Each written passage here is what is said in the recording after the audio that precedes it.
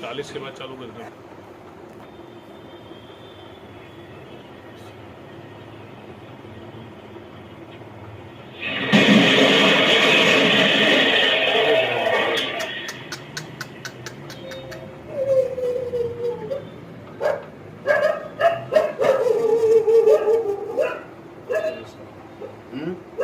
खतरनाक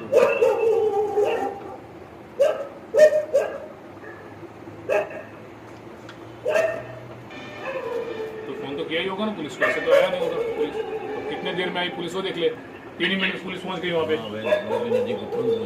हाँ फोन तो किया होगा किसी ने पीछे को, पुलिस तो टाइम पर पहुंच गई है।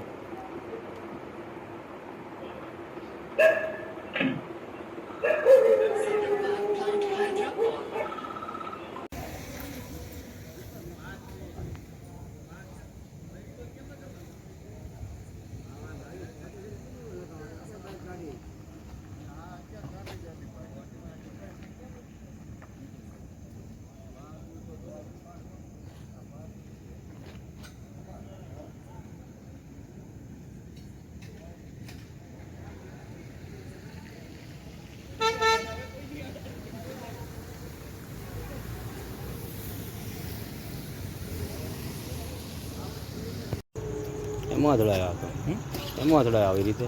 હા છે ને આમ જતો હતો, આમાંથી 4 વ્હીલર આવી, પેલો રોડ બંધ હતો, પેલો આગળ હા એ બંધ છે. હા એટલે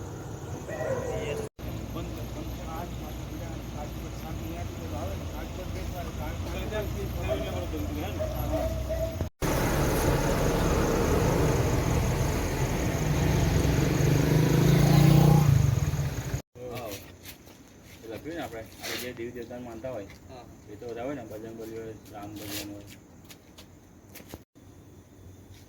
લઈ લઈએ અડી જા, સાઈડ પર અડી જા. સરદારજીની ગાડી, સરદારજીની જે લાગે ગાડી એવું લખ્યું. પહેલાં નંબર લઈ લેવાનો, બીજું બધું પછી. તો એ મૂકીને આવી ગાડી તો ફાવે છે. બે આવો લે, એક જણ આવો ભાઈ, આવો હવે મારો તો હવે દાખવવાની. આવો ભાઈ, આ ઇનવાળા બોલાવો, તાત્કાલિક બોલાવો ને નિકાલ કરો, અને બોડીનો આપણને ખબર પડી જાય.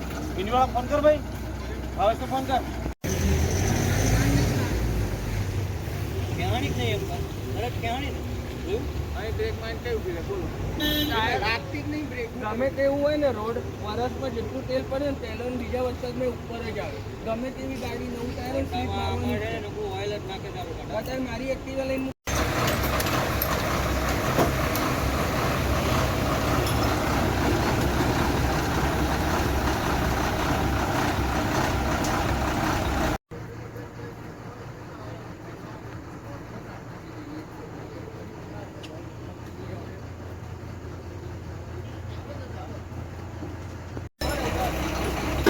બાપુ બાપુ બાપુ ઉભા રહેજો, રબડી નિકાલ લો. હા બસ એ રબડી નિકાલ લો એટલે કાર નીકળી જાય.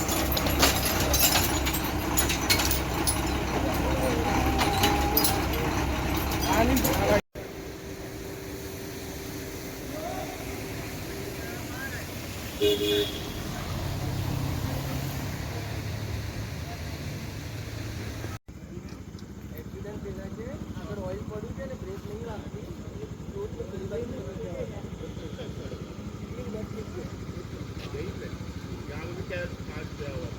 बस है ये जो लग्जरी बस है ना, वो जा रही थी, सामने आगे बस है, उसकी ब्रेक नहीं है, तो इसने ठोक दिया. तो लोग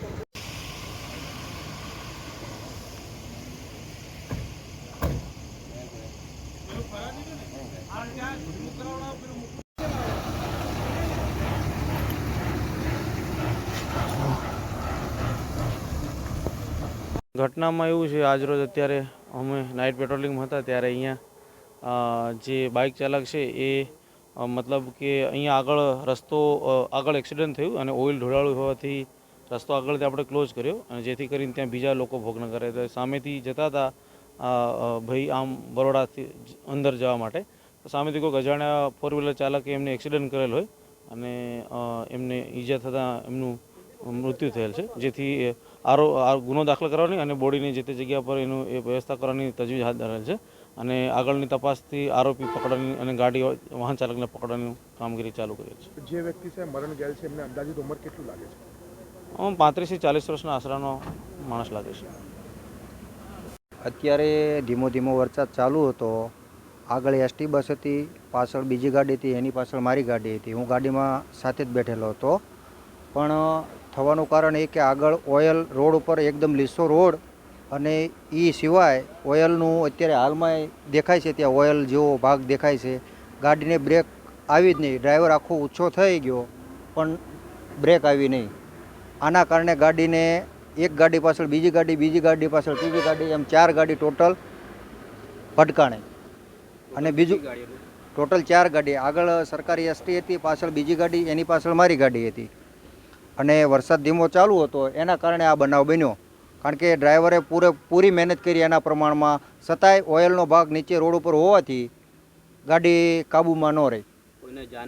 નહીં, કોઈને કાંઈ નુકસાન નહીં, કોઈને પેસેન્જરને કે કોઈને કાંઈ વાગ્યું નથી, કોઈ વસ્તુ નથી થયું. બરોબર, જે કેવી આ ગાડીને નુકસાન થયા એ જ તે.